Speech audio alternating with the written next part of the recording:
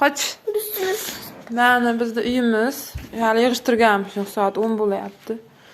Endi pulsiz qilish niyatim bor.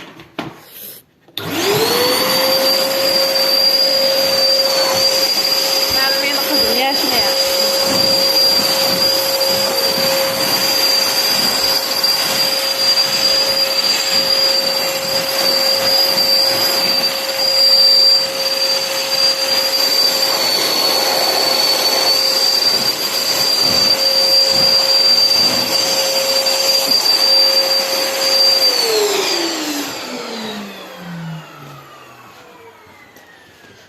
Kuxniyamiz mana bu yoqda mana pelosiz qilib bo'ldim.